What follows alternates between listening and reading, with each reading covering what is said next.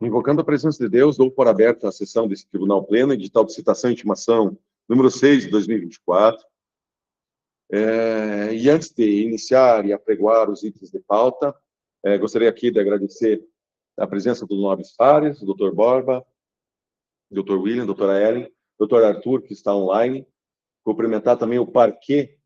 Hoje, quem usará da palavra será o nosso vice-procurador-geral, Dr. Edson Fak Júnior, por quem agradeço a participação. Agradecer também a participação, mesmo que seja só para acompanhar, tendo em vista que encontra-se em viagem, e o Dr. Denis, que é o nosso procurador-geral, mostrando exatamente que o parquê é único e indivisível, hein? Os dois postulantes da cadeira estão aí participando dessa sessão. Também agradecer aqui o nobre advogado Dr. Paulo, que se encontra na tribuna. Agradecer aqui os familiares dos auditores que se encontram presentes, Dr. Arion e filhos, a nossa nobre secretária, e realizando todas as menções de praxe, e agradecendo desde já quem adentrar futuramente.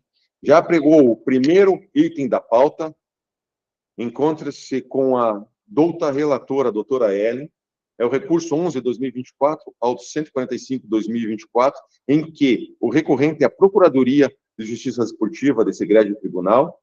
É um recurso referente à decisão da segunda comissão, em que o recorrido é o Paraná Clube Futsal. Tem a palavra para proferir relatório. Boa noite, presidente. Agradeço. Boa noite, os colegas auditores, a Procuradoria, ao doutor Paulo, presente aqui, a nossa secretária Ana. Inicio o relatório. A denúncia foi oferecida pela Procuradoria em face da EPD Paraná Clube, em razão das seguintes anotações na súmula da partida. Aos 23 minutos e 32 segundos, após um gol da equipe do Paraná Clube, na comemoração exaltada da torcida, precisou paralisar a partida para secar a quadra em frente ao banco de reserva da equipe do ABF Beltrãozinho Futsal. Aos 27 minutos e 56 segundos, um torcedor não identificado desferiu um soco no atleta Sr. Simon de Freitas Rodrigues e saiu entre a própria torcida. Esse soco foi visualizado pela cronometrista Sra. Francislane Freitas Roberto, não conseguindo ser identificado. Aos 36 minutos e 10 segundos, a bola saiu da quadra de jogo pela rede que tem na linha de fundo e ficou na mão de um torcedor. O mesmo jogou a bola, acertando o braço direito do ABF Sr. Arthur Pereira de Oliveira. O mesmo não precisou de atendimento médico. O torcedor foi identificado pelo anotador da partida, Sr. Nelson de Pérez Júnior, e retirado do ginásio. Após o término da partida, o Sr. Jonatas, inscrito na FPFS, como atendente da equipe ABF Beltrãozinho, porém não relacionado em suma para esta partida, foi pegar a caixa térmica de sua equipe no banco de reservas e tomou um tapa dos torcedores, sendo esse identificado como Gabriel Henrique Leite, RG 13-912-0990. Com isso, a EPD foi denunciada por infração ao artigo 213, inciso 3, cumulado com o parágrafo 1º do Código Brasileiro de Justiça Desportiva, pelo qual requeriu sua condenação. Em sessão de julgamento ocorrida em 6 de junho de 2024, na segunda comissão disciplinar, foram ouvidos como informantes o senhor Luiz Ferraz, supervisor do Paraná Clube, e Marcos Antônio Laureano, atleta e capitão da equipe Paraná Clube, e ainda como testemunho o senhor Sandor Schizati, supervisor do dia na partida. A EPD Paraná Clube juntou 2 documentos, sendo um e-protocolo de solicitação de policiamento esportivo para a partida ser realizada no dia 6/4/2024, às 18h30, no ginásio 1 da sede da FIRI de Paraná Clube, devidamente recebido pela área de segurança do Estado do Paraná.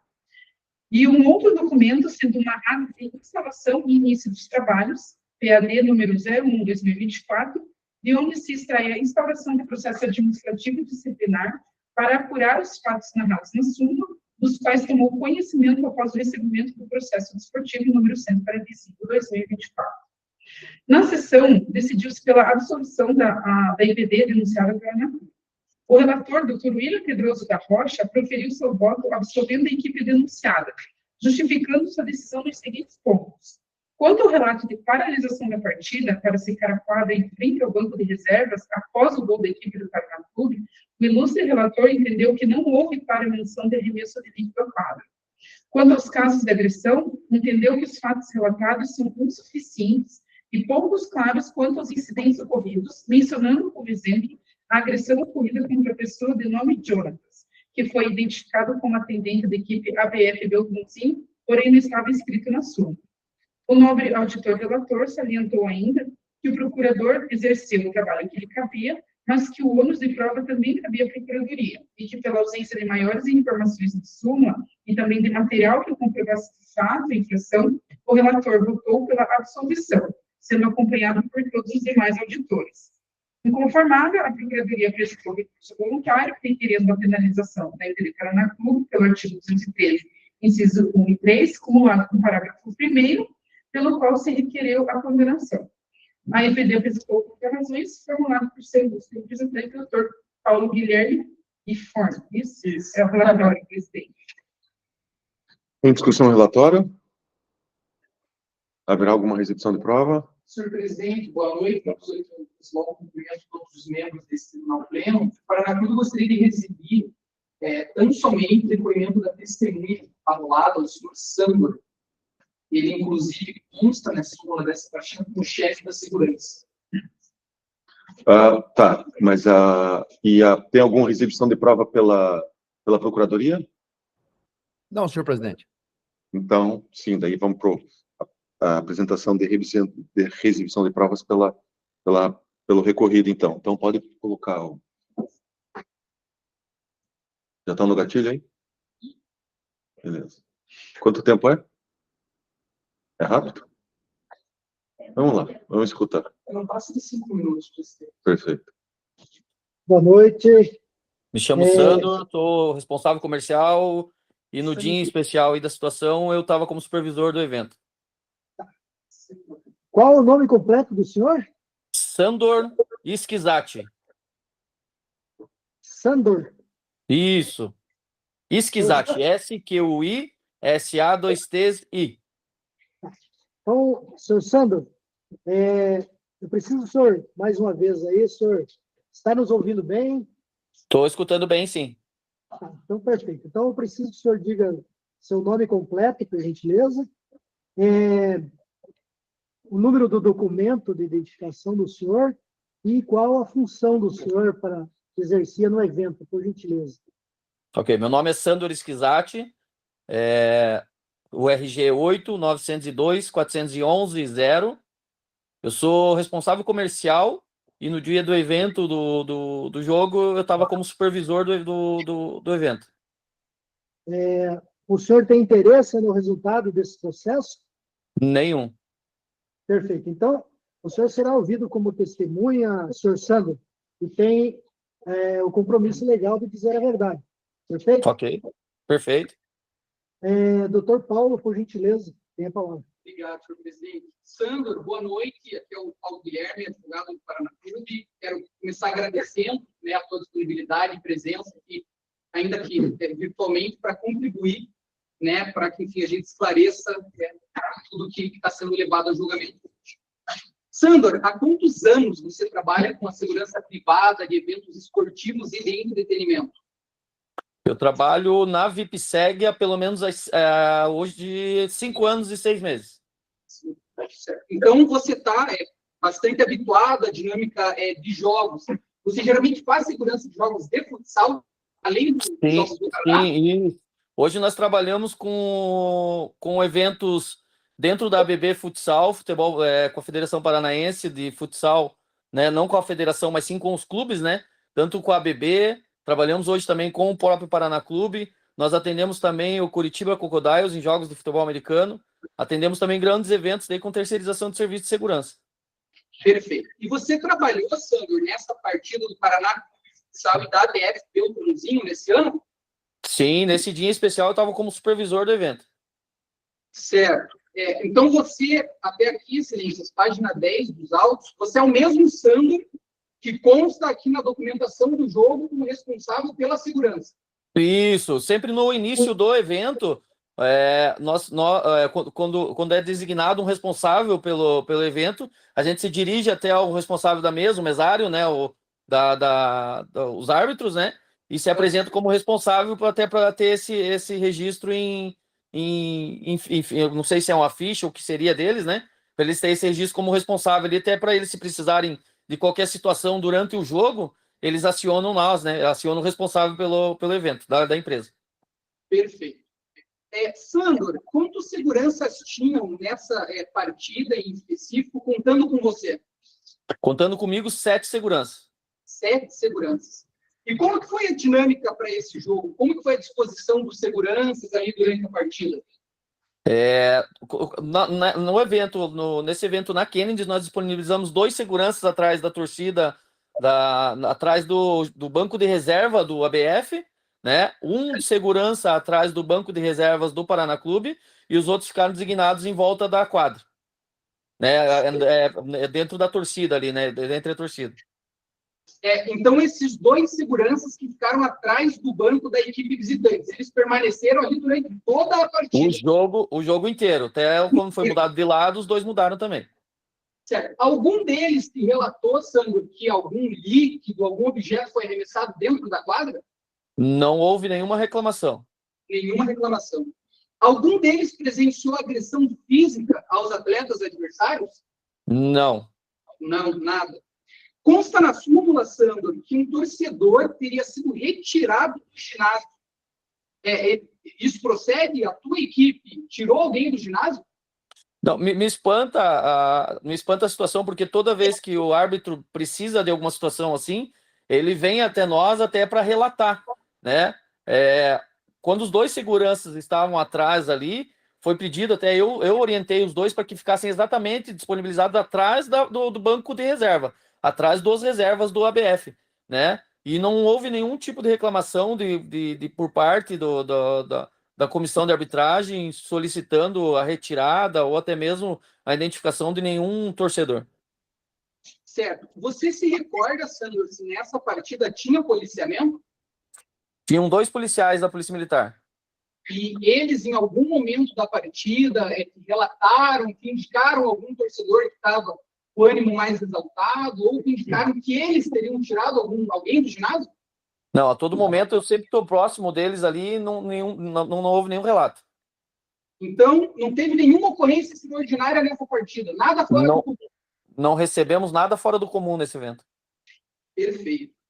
Consta na súmula, Sandro, que uma pessoa chamada Gabriel Henrique Leite teria agredido um colaborador da equipe visitante. Você sabe quem é Gabriel Henrique Leite? Ou, enfim, você teve conhecimento desse fato?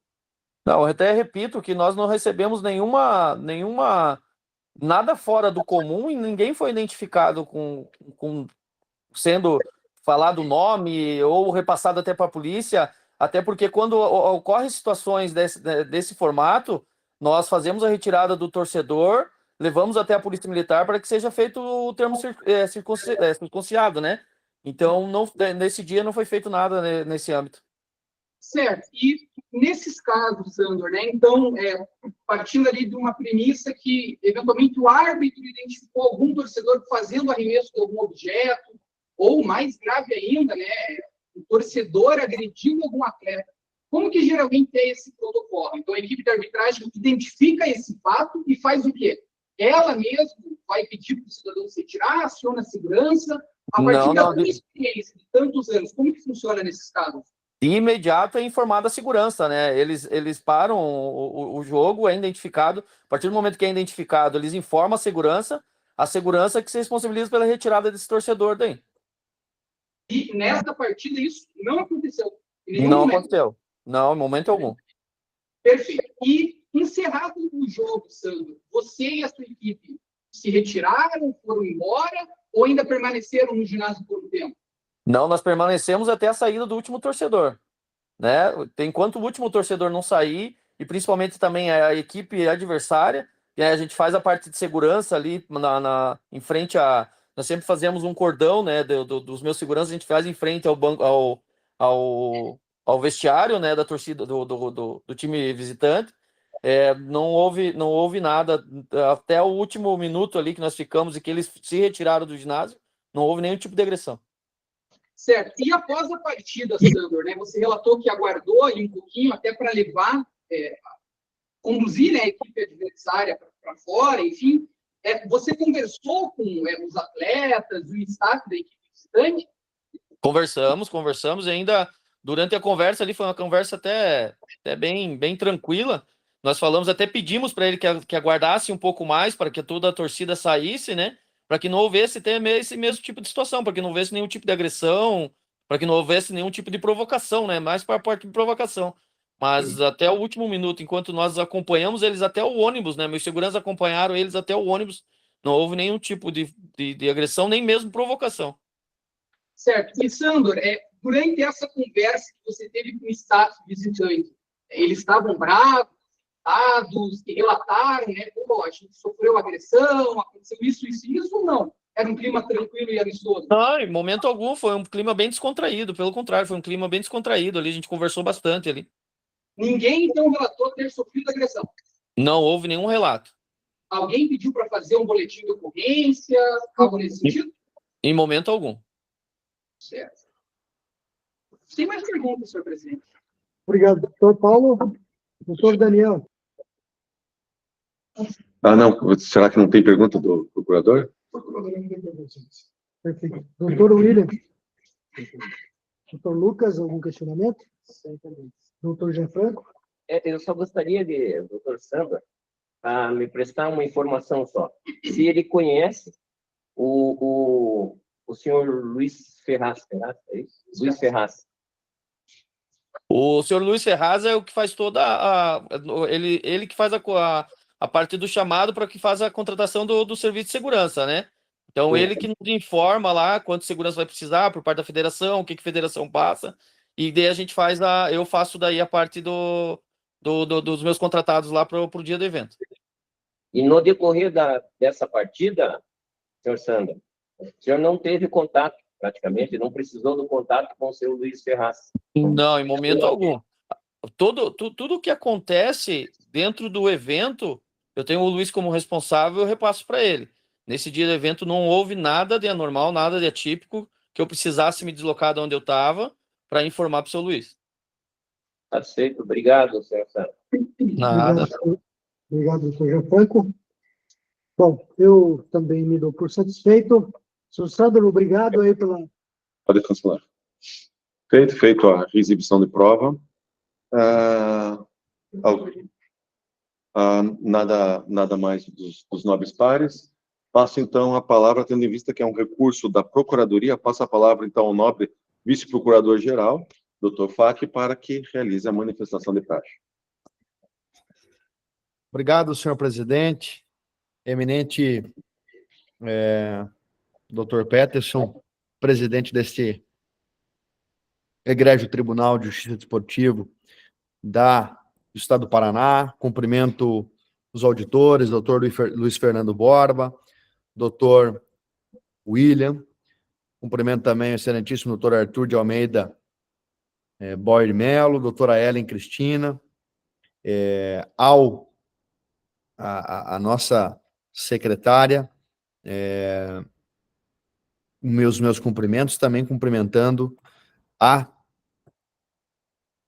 advogado Dr. Paulo Kiffhorn, meu colega de luta também lá no campo, enfim, que fez aqui um excelente trabalho.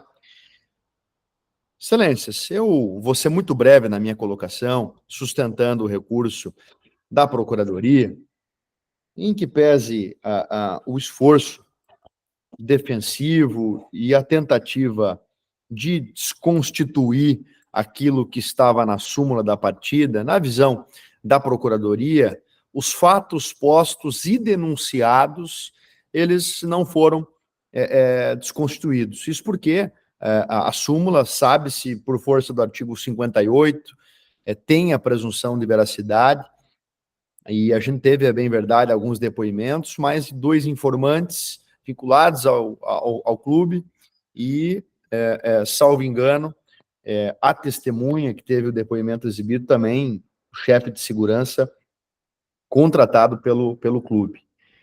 Que, a despeito disso, independentemente disso, pode até não ter visto alguma coisa ou outra relatada na súmula, mas o fato do chefe de segurança não ter visto não significa necessariamente que os fatos não ocorreram. Ao contrário, Se os fatos não ocorreram como a defesa ou o clube entende, que, enfim, fosse arrolado, então, pela própria defesa, o árbitro, para se explicar. Nós temos ali o atendente, a defesa coloca as contra-razões, que é o Lucas, de repente chamar para ver se a pessoa do Dionatas, relatado na súmula como outro atendente que não estava ali inscrito, estava ou não estava, enfim, parto, senhor presidente, senhores auditores, da veracidade que detém a súmula relatada pelo árbitro. E nesse ponto, os fatos se revelam graves. Há, sim, desordem na praça de desporto, no ginásio. E não foi só uma. Teve o primeiro fato do arremesso, teve que paralisar o jogo para secar a quadra. Teve o segundo fato de um soco, de uma agressão de um torcedor a um atleta da equipe adversária. Teve o terceiro fato,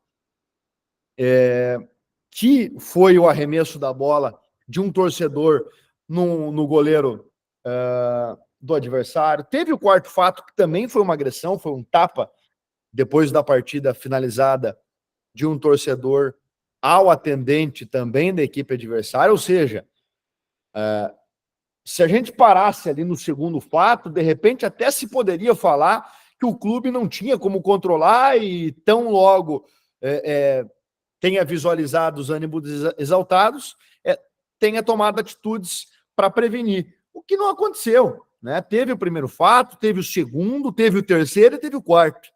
E na visão da Procuradoria, e por isso interposto o recurso,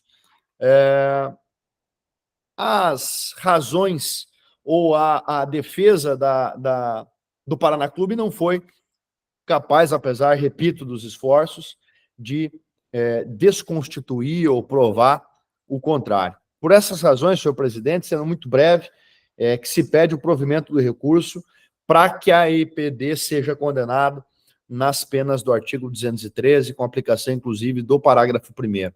Muito obrigado, senhor presidente. Realizada a manifestação pela Procuradoria, passa a palavra agora ao nosso defensor, doutor Paulo. Tem a palavra. Muito obrigado, senhor presidente. A pessoa que, novamente, saúda todos os auditores desse tribunal, assistentes da secretaria, também ao parquê, dessa coisa que se faz presente em voz dupla nessa noite. E vamos lá.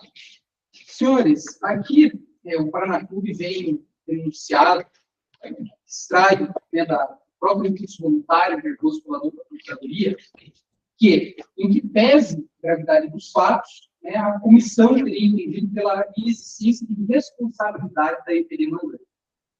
Mas aqui, excelências, parece haver um equívoco no entendimento, com a máxima vez que foi posto pela Procuradoria.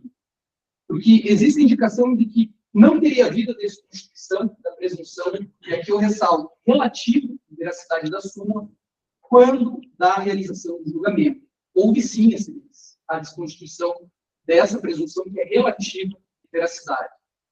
Ressalto os pontos que chamaram a atenção da defesa e dos próprios auditores, que naquela noite, por unanimidade de votos, absolveram Paraná Clube. Inicialmente, existe na súmula a indicação feita pelo árbitro de que um torcedor teria sido identificado pelo anotador da partida e retirado do ginásio. Testemunha rolada do Paraná Clube indica que a segurança e a polícia militar não fizeram retirada de nenhum torcedor do ginásio naquela noite. Então, quem fez a retirada desse torcedor? A Procuradoria aqui não comprova esse fato. Existe a indicação de que o atendente da equipe visitante, que não estaria relacionado no assunto, e seria um cidadão chamado Jonatas. O atendente, excelências, conforme posto nas contrarrazões, estava, sim, relacionado no assunto, e se chama, inclusive, Lucas Veloz, tendo sido divertido dentro daquela própria partida, salvo engano, por reclamações assintosas.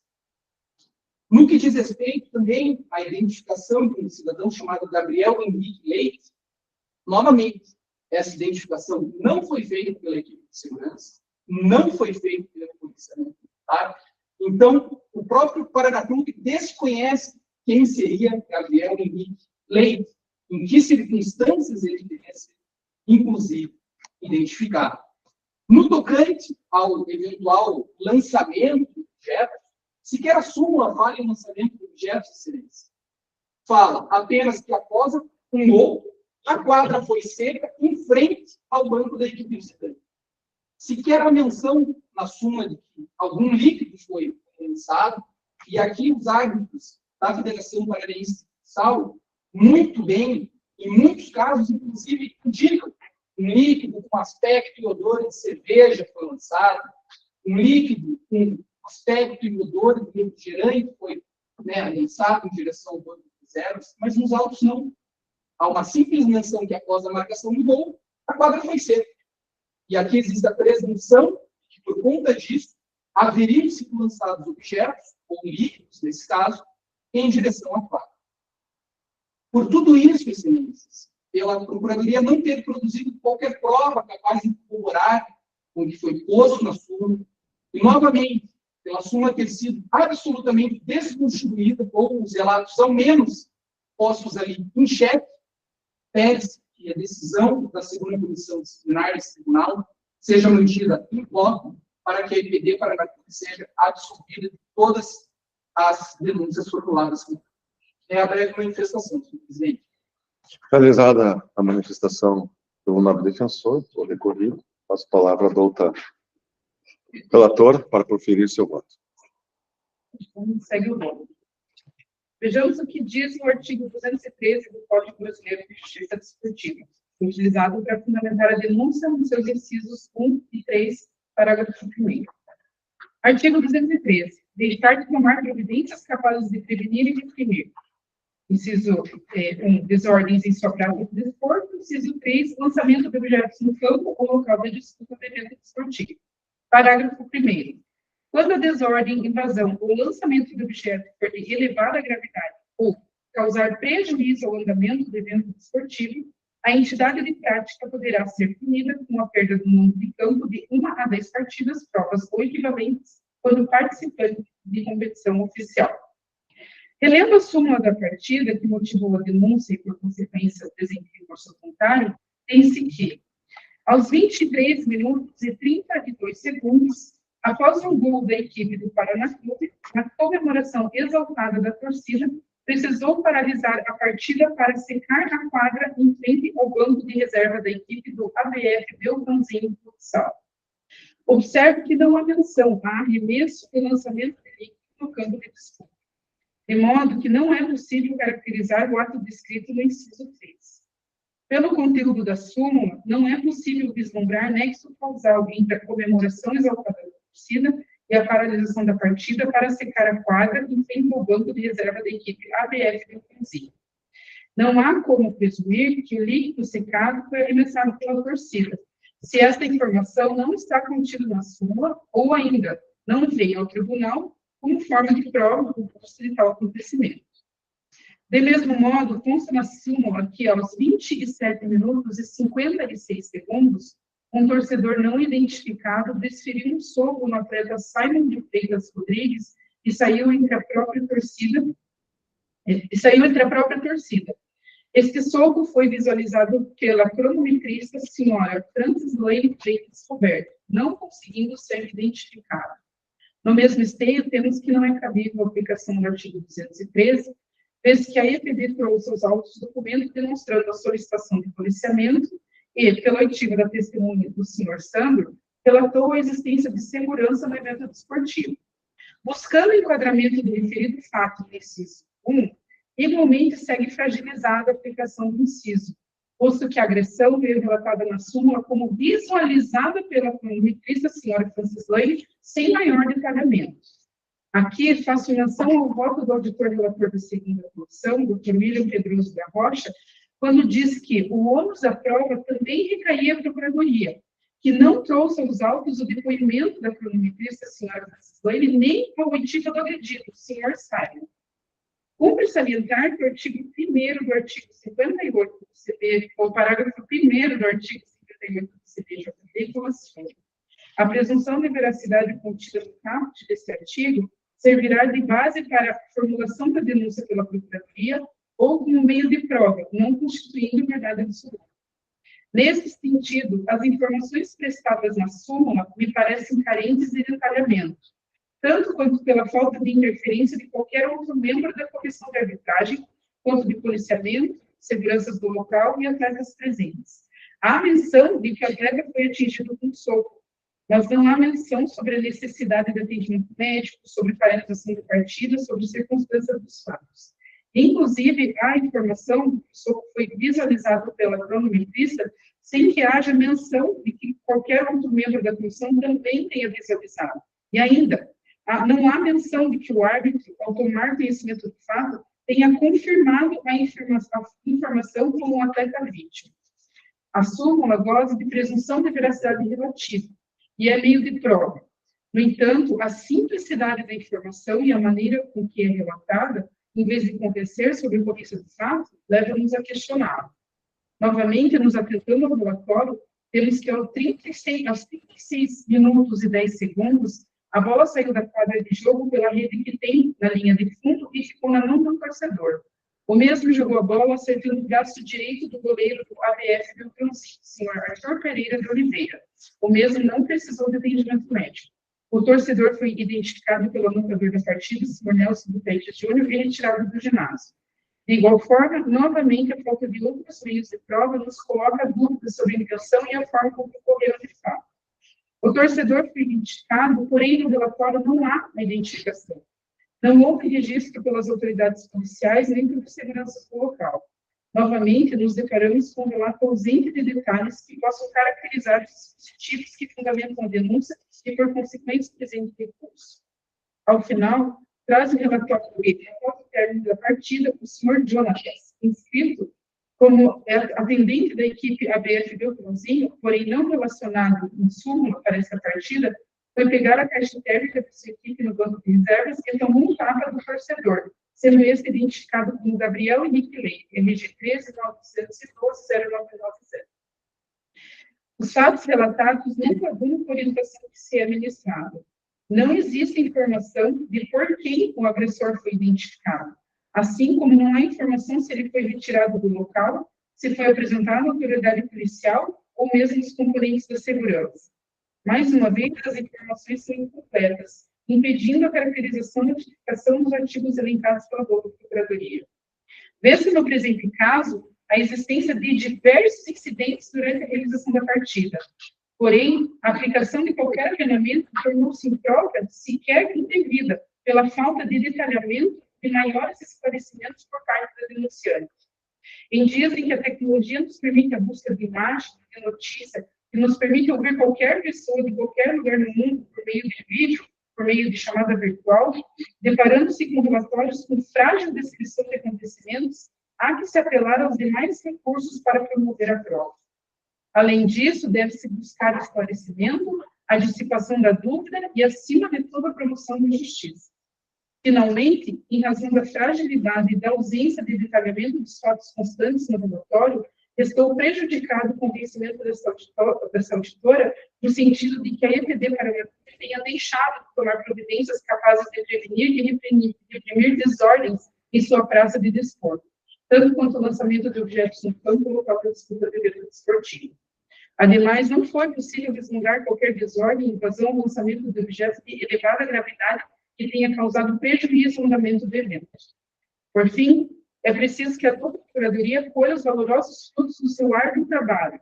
Nesse sentido, toma a liberdade de orientar que sempre ouse utilizar-se de trazer, juntamente com a súmula que embasa a denúncia, outros meios de prova, para que infrações não deixem de ser punidas. Inclusive, utilize-se do artigo 266 do CDJB ao observar que a arbitragem deixou de relatar as ocorrências disciplinares da partida, prova equivalente, ou tenha feito de modo a impossibilitar ou dificultar a punição de infratores, ou deturpar fatos ocorridos, ou ainda fazer constar fatos que não tenham presenciado. Por esta razão, meu voto é no sentido de manter a decisão da segunda comissão absolvendo a equipe do Paraná. Isso, sim.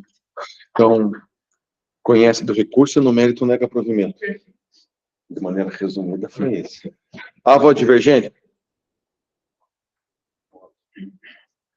Não havendo é o resultado que proclama. Eu apenas acrescentaria que, com um relatório desse, acredito que a Procuradoria trabalhou com muito esmero e dedicação, e dou parabéns, mas quando você pega uma súmula, né, num jogo que teve muita complicação da reclamação dos dois lados, ou seja, será que o próprio árbitro não concorreu para que houvesse toda essa batalha campal, né, que dentro do campo aí, mas com muitas expulsões? E mais, eu queria saber, porque assim, eu fui olhar esse Gabriel Leite que tem um RG, como é que ele conseguiu o RG?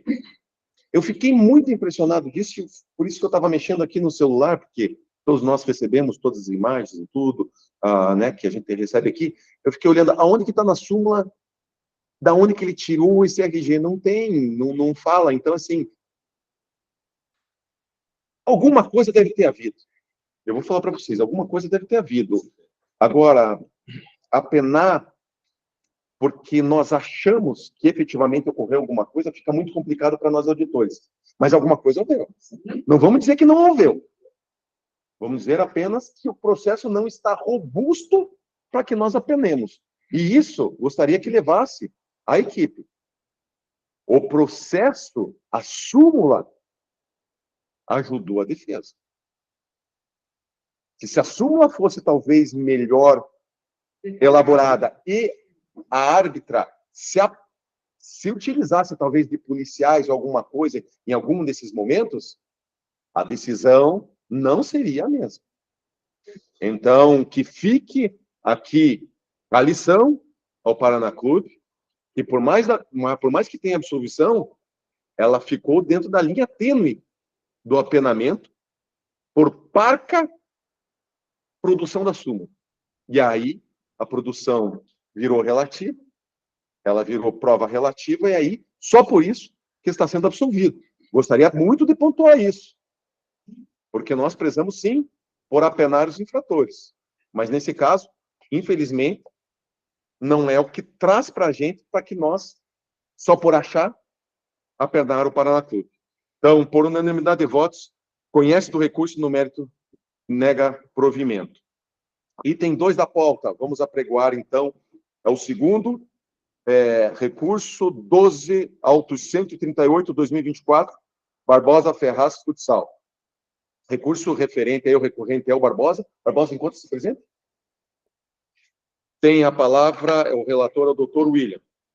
Obrigado, senhor presidente. Uma boa noite a todos. Trata-se de recurso voluntário de defesa suspensivo em face da decisão proferida pela primeira comissão disciplinar, condenou a equipe recorrente à perda de 4 pontos da tabela de classificação do Campeonato Paranaense Série Bronze, mais multa no valor de R$ 250 por infração ao artigo 214 do CPJD. A denúncia da Procuradoria de Justiça Esportiva, ela tem origem em um ofício encaminhado pela Federação, que informou a escalação irregular do atleta Renan César Pereira de Souza, na partida entre Cândido de Abreu contra o Barbosa Ferraz, realizada no dia 25/5/2024. Conforme o ofício de folha 6, assinado pelo diretor técnico da Federação, o atleta Renan foi suspenso por esse TJD, uma pena de suspensão de 2 jogos, em sessão realizada no dia 21/5/2024, nos autos 113 de 2024. Tendo cumprido o primeiro jogo no dia 4/5/2024, a suspensão automática, e deveria cumprir a segunda partida, suspensão da partida no dia 25/5, contudo, tendo participado da primeira partida, inclusive anotado um gol. Em despacho de folha 71, o auditor relator designado na comissão, doutor Álvaro, determinou à secretaria do TJD que fizesse expedição de certidão explicativa para que constasse quais as pessoas intimadas do julgamento do processo 113, que foi julgado no dia 21, tendo a secretaria informado que a citação foi direcionada à equipe e os demais cadastrados em listagens de e-mail perante o TJD e Federação, foram especificamente os seguintes e-mails: associaçãoadrbf@gmail.com, adrialdofr@hotmail.com e marcosantos.ppbf@hotmail.com. Além disso, a certidão informou a Secretaria que o edital de citação foi publicado no site da Federação, também que foi enviada a ata do julgamento no dia seguinte do julgamento, para os mesmos e-mails ali que foram citados, e também foi postado o link da gravação da sessão no site da Federação, e por fim, que houve a citação de intimação para a sessão de julgamento desses autos também para os mesmos e-mails, em 28/5, e recebimento de defesa pelo senhor Adrialdo Framartino, no dia 4/6, ou seja, ele foi, nesses mesmos meios, ele foi devidamente comunicado, inclusive apresentou defesa aqui nesse processo. As suas razões recursais alegam o recorrente em síntese que os autos 113 de 2024, que condenaram o senhor René pena de suspensão, está invado de vício e nulidade, desde que não observado o contido no artigo 47 do CBJD, que prevê a obrigatoriedade da publicação do edital de citação de intimação no sítio eletrônico da entidade de administração do desporto e também em sua sede. Ainda que a inexistência da publicação em edital físico se corrobora quando inexiste data do referido documento, tornando nulo de pleno direito. Ainda que, caso venha a ser reconhecida a perda de pontos, deverá recolher apenas a pontuação obtida na escalação em que o jogador irregular atuou, com a perda de apenas um ponto, na forma do artigo 73 do RGC. Por fim, o conflito aparente de normas entre o artigo 214 e o CPJD, pois o RGC não prevê a perda de pontos no artigo que se refere sobre as finalidades. Afinal, o provimento do recurso para que seja declarada nulidade processual com consequente arquivamento dos autos. Caso não seja entendimento, a desclassificação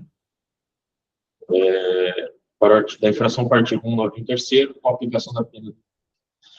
O recurso foi recebido pelo excelentíssimo presidente, foi para mim remetido para análise de defeito suspensivo, tendo concedido de forma parcial, apenas para suspender a aplicação da pena de não houve contra-razões da Procuradoria. Esse é o relatório. Em discussão do relatório? Então, você manteve já na sua análise liminar, você já manteve a perda de pontos, né? Perfeito. Não há manifestação pelo recorrente, tendo em vista que permanece ausente, né, nossa secretária? Então, com a palavra, a douta Procuradoria. Tá desligado, doutor Fak. Obrigado, senhor presidente. Eu vou ser muito breve, objetivo na minha manifestação. As contrarrazões ao recurso se falam, né, são remissivos. Eu me remeto à denúncia muito bem subscrita pelo procurador geral, doutor Denis, e eu estou lendo aqui, até tentei, confesso, senhor presidente, de repente, eu sempre leio com uma visão mais garantista para tentar ver se a gente está errando em algum ponto, mas, de fato, houve a escalação após uma condenação à vida no processo 103/2024 de 2 jogos. E a grande reclamação, para mim, houve aqui a válida citação e intimação, no caso do resultado do recurso, é aqui que se insurge o recorrente, quanto à intimação do recurso número do julgamento número 113, do processo disciplinar, do resultado da condenação. E houve aqui o ofício também subscrito pela nossa secretária, doutora Ana Tereza, muito eficiente. Aqui fica o elogio dessa procuradoria, o incansável trabalho da doutora Ana Tereza, que junta o e-mail enviado com a ata, com o edital, com a ata dos julgamentos, com o resultado dos julgamentos, enviados aos representantes das EPDs, como determina o regulamento, os representantes têm que informar os e-mails, etc. Ela envia por e-mail e fixa, sobe no link no site da federação, cumprindo, então, o que determina o artigo 27, parágrafo 3º do Regulamento Geral de Competição e também o 47, parágrafo 2º do CBJD, quanto à intimação válida para possibilitar a ampla defesa, o contraditório do recorrente. Então, excelências, fala-se aqui numa tese alternativa de que não se pode aplicar uma sanção distinta daquelas previstas no regulamento geral, com todo respeito ao esforço defensivo. O CBJD é aplicado, segundo o artigo 1º, a todas as entidades de prática desportiva, inclusive essa é uma infração de natureza, de caráter objetivo. Então, escalou o jogador, incide, irregularmente incide na infração do 214, e, portanto, não me convence o recurso interposto da tese alternativa também. E quanto à consulta ao site da federação, tenho só que pontuar, excelências, que na visão da Procuradoria, essa consulta à federação, ela até pode existir, mas o fim, né, da federação não é de ser um órgão consultivo, de consulta, e a verificação da escalação do atleta, da contabilização de cartões, da verificação dessa questão, de fato, ou compete de fato ao representante da equipe de prática esportiva. Por essas razões, objetivamente, senhor presidente, senhores auditores, doutor William, eu peço o desprovimento do recurso para manter a decisão da comissão disciplinar e condenar a EPD no 214. Muito obrigado.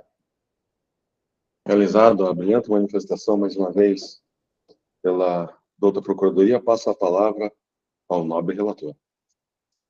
Presidente, eu farei um voto aqui um pouco mais robusto, né? Que envolve uma questão, além de processual, pode até uma alegação de descumprimento por parte desse tribunal em relação à fixação de edital, questões assim. Mas meu voto, sei que os requisitos são cumpridos, mas independentemente, né, se tem ou não essa fixação edital física, eu entendo que é pouco relevante para o presente caso. Então, vou passar aqui um pouco simples. O curso ele não comporta com provimentos. Pese alegada a ausência de publicação do edital de citação na sede da comissão física, conforme prevê o artigo 47 do CJD, tem-se que, independentemente do cumprimento de tal requisito, ficou claro nos autos que a citação eletrônica por e-mail da recorrente, para o e-mail do recorrente, para responder aos autos número 113, foi devidamente recebida pelos representantes da recorrente. Prova maior disso é que, quando da citação para apresentação de defesa desses autos, a equipe apresentou uma manifestação escrita, na data de 4 de 6 de 2024, através do senhor Adrialdo Fra Martino, representante da EPD, de forma certificada pela Secretaria Folha 74, comprovando-se de forma inequívoca que os endereços de e-mail e os enviados são os corretos. Portanto, entende-se que a ausência de publicação do edital físico na sede da Federação não é motivo para a decretação de nulidade processual, uma vez que a citação eletrônica e por meio do edital eletrônico publicado no site da Federação alcançaram sua finalidade, ou seja, citar a equipe denunciada. Fazendo um paralelo aqui, né, a lei processual civil, o processo civil, atualmente aplica o princípio da liberdade das formas, expressamente previsto no artigo 277, que dispõe o seguinte: quando a lei prescrever determinada forma, o juiz considerará válido o ato ser realizado de outro modo e alcançar a finalidade. Aí eu cito aqui um precedente até do STJ, né? Teve essa questão processual, e aqui foi uma discussão se era válido ou não a citação por meio do aplicativo de WhatsApp, né? E aí, a ordem do STJ, ela dispôs que sim, né? Vendo esse princípio da liberdade das formas, não há motivos para que se decretasse a nulidade. Também uma emenda aqui que também vou poupar a leitura, no mesmo sentido, pela aplicação aqui do artigo 277, que é bem clara a sua interpretação. Então, nesse sentido, afasta-se por completo a alegação de nulidade processual, uma vez que houve a correta citação e intimação da recorrente para responder ao processo 113 de 2024. De igual modo, também não é o caso do recolhimento das demais reclamações apresentadas, pois entende-se que não há qualquer disposição no Plano Geral de Competições, no sentido de que a equipe infratora perderá apenas a pontuação da partida que disputou. E mesmo que houvesse essa disposição, ela seria contrária ao CPJD, no artigo 214, que prevê que a punição da perda de 3 pontos, além daquelas que foram tidas na partida. Então, devendo ser aplicado aí enquanto no artigo 214. E também entende-se que não é o caso de desclassificação do artigo 9 ao 3º, mas que estou caracterizada a situação irregular do atleta. A equipe, em nenhum momento, ela questiona que o atleta que ele foi instalado de forma irregular, né?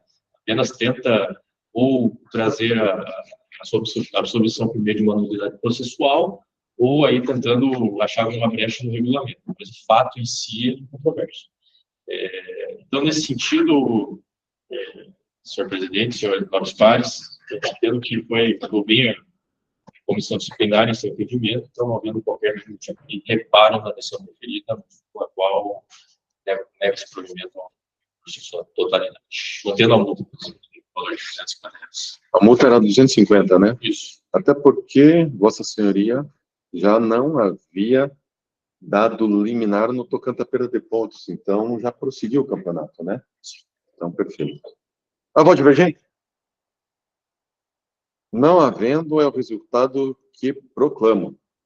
Senhores, quanto ao item 3 da pauta, igual já está mencionado dentro dos autos, apenas para a gente pontuar, o nobre relator, doutor Fernando, ele, de última hora, ele não pôde comparecer. E, corroborando ainda com isso, houve um pedido também da própria equipe, tendo em vista que o prazo para contra-razões da Procuradoria é amanhã, e é um processo extenso, muito longo, em que demanda uma maior acuidade, que estava exatamente a cargo do relator nesse momento, apesar de todos terem acesso ao processo.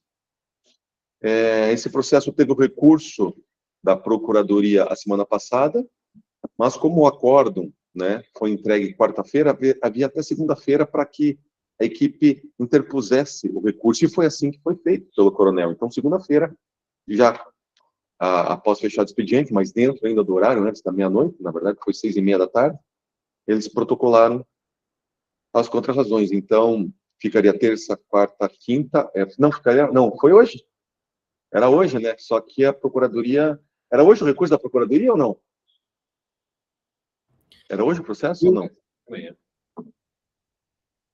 Oi, senhor presidente. É hoje o recurso da Procuradoria ou amanhã para apresentar contrarrazões? Salvo engano, hoje acaba o prazo. Hoje acaba o prazo. Isso. Então, realizar a manifestação, mas diante então, da ausência do relator e dessa matéria um pouco mais complexa, porque os eventos, aparentemente, que se mostram dentro dos autos, dos vídeos, é muito grave. E acredito que deve ser feito com bastante cuidado, e principalmente com o relator, ou pelo menos com prazo mais dilatado, para que todos os membros aqui do tribunal se debrucem em cima desses autos, diante das complicações existentes ou de penas altas que podem vir a serem impostas. Então, é um processo que existe o recurso tanto da Procuradoria quanto do clube, ou seja, pode aumentar as penas como não pode diminuir, perfeito? Então, diante disso, acredito ser pertinente o adiamento desse processo, e desde já informo que, sem ser a próxima quinta, na outra, que dia que fica, doutorada? Dia 11. Então, fica, para constar em ata, e para você, quando encaminhar essa ata, já fica adiado e já fica marcado para o dia, para que não haja depois alegações de vício de intimação, nesse caso, para 11/7, perfeito? É a decisão, então, de adiamento que proclama. Agradecendo mais uma vez os nossos pares, os familiares aqui presentes, e sabendo que, então, dia 11 será uma pauta um pouco mais extensa, peço aí a concordância dos senhores, que vão ficar até mais tarde, os familiares saberem que é um processo longo. Dou por encerrada a sessão, agradecendo mais uma vez nobres pares e ao parquê aqui representado muito bem pelo Edson Júnior. Agradeço a todos.